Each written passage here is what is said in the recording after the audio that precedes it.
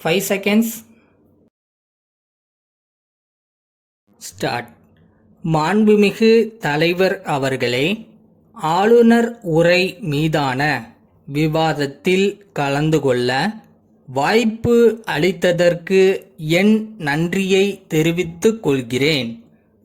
முதலாக மின்சாரத்தை பொறுத்தவரையில் விவசாயத்திற்கு கொடுக்கப்படுகிற நிலை இன்னும் சிறிது மாற்றப்பட வேண்டுமென்று சொல்லிக்கொள்ள விரும்புகிறேன். குறிப்பாக மின்சார பம்பு செட்டுகளுக்கு மனுக்கள் போடப்பட்டால் அந்த மனுக்கள் ஒவ்வொரு அலுவலகமாக சென்று விவசாயத்தை பொறுத்தவரையில் மின்சாரம் பெறுவதற்கு 2 ஆண்டுகள் ஆகிவிடும். ஆகவே மின்சாரம் கொடுப்பதில் விவசாயத்திற்கு முதலிடம் கொடுக்க வேண்டுமென்று கேட்டுக்கொள்கிறேன். ஒரு விவசாயி தன் கிணற்றுக்கு மின்சாரம் கொடுக்க வேண்டுமென்று மனு போட்டால் குறைந்தது 3 அல்லது 4 மாதங்களில் கிடைக்க வழிவகை செய்ய வேண்டும். மின்சாரம் கிடைக்காமல் ஆயில் இன்ஜினை வாங்கி வைத்து 2 ஆண்டுகளுக்கு பிறகு மின்சாரம் பெற்று ஆயில் என்ஜினை விற்கும் பொழுது மதிப்பிட முடியாத நஷ்டம் ஏற்படுகிறது. ஆகவே ஒரு மனு போட்டால் தங்களுக்கு இவ்வளவு நாளில் மின்சாரம் கிடைக்கும் என்று பதில் சொல்லும் நிலை ஏற்பட வேண்டும். அவர்கள் மனு போட்டு 2வது முறையாக சென்று கேட்கும்போது மனு வரவில்லை என்று கூறுகிறார்கள். ஒரு சில இடங்களில் இம்மாதிரி நடக்கிறது. தமிழ்நாட்டை பொறுத்தவரையில் நில சீர்திருத்த சட்டம் நல்ல முறையில் அமுலாக்கப்பட்டிருக்கிறது. நிலம் வைத்திருப்பவர்களுக்கு மட்டும் நில சீர்திருத்த சட்டம் இருக்கும்போது நகர்ப்புற சொத்துக்கு ஏன் உச்சவரம்பு விதிக்கக்கூடாது என்று கேட்க விரும்புகிறேன். நகரத்தில் ஒருவர் எவ்வளவு சொத்து வேண்டுமானாலும் வைத்து கொள்ளலாம் என்று இருக்கும்போது நிலத்திற்கு மட்டும் உச்சவரம்பு இருக்கிறது. நகர்ப்புற சொத்துக்கும் உச்சவரம்பு விதிக்கப்பட வேண்டும். நிலத்தை பொறுத்தவரையில் ஒரு குறிப்பிட்ட வருவாயை பெற முடிவதில்லை. ஒரு ஆண்டிலே ஒன்றுமே கிடைக்காமல் போகலாம். இன்னொரு ஆண்டிலே கொஞ்சம் கூடுதலாக கிடைக்கலாம். ஆனால் நகர்ப்புறங்களிலே ஒரு குறிப்பிட்ட தொகை கிடைத்து வருகிறது. இதை கருத்தில் கொள்ள வேண்டுமென்று கேட்டுக்கொள்ள விரும்புகிறேன். ஊராட்சி ஒன்றியத்தில் நடைபெறும் தனியார் துறை துவக்க பள்ளிகளுக்கு கட்டிடம் கட்ட எந்தவிதமான மானியமும் கொடுக்கப்படவில்லை.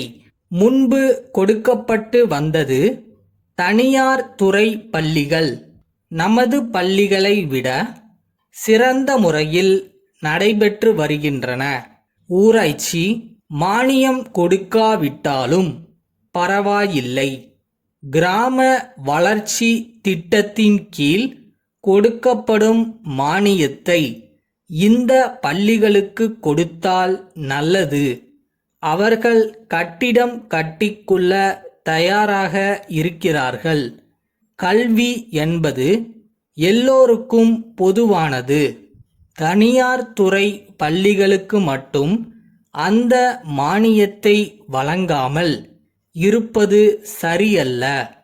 அந்த மானியத்தை வழங்குமாறு கேட்டுக்கொள்கிறேன். கோவை மாவட்டத்தை பொறுத்தவரையில் கோவையில் விவசாய பல்கலைக்கழகம் ஒன்று ஆரம்பிக்கப்பட இருக்கிறது. அது மிகவும் வரவேற்கப்பட வேண்டியதுதான் என்பதை நான் தெரிவித்துக் கொள்கிறேன். சென்னை குரு கூட்டமைப்பிலிருந்து.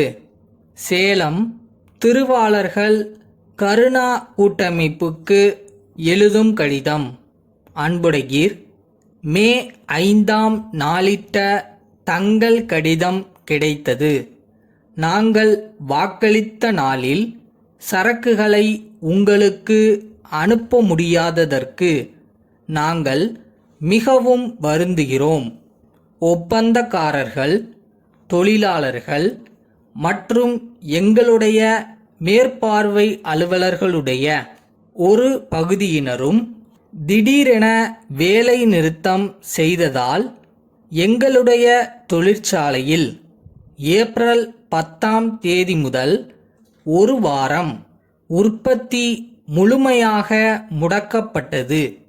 ஏற்கனவே பெறப்பட்ட கேட்பானைகளுக்காக எங்களுடைய இருப்பில் உள்ள சரக்குகள் ஒதுக்கப்பட்டுள்ளதால் குறிப்பிட்ட காலத்திற்குள் உங்களுக்கு சரக்குகளை அனுப்பி வைக்க இயலாமல் போய்விட்டது. வேலை நிறுத்தம் முடிவுற்று உற்பத்தி ஏப்ரல் 20ஆம் தேதியிலிருந்து மறுபடி துவங்கியுள்ளது.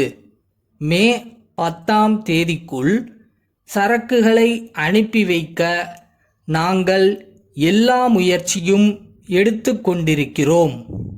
இந்த ஏற்பாடு தங்களுக்கு ஏற்புடையதாக உள்ளதா என்று தெரிவிக்கவும். எங்கள் கஷ்டத்தினால் குறித்த காலத்தில் சரக்குகளை அனுப்பாதது குறித்து நியாயமான கருத்து உடையவர்களாக இருப்பீர்கள் என்று நம்புகிறோம். தங்கள் நம்பிக்கையுள்ள. ஒருபோதும் உங்களோட நம்பிக்கையை மட்டும் இழந்துடாதீங்க. அது மட்டும்தான் உங்களை காப்பாற்ற போற மாய சக்தி. ஸோ உங்களை நீங்க நம்புங்க.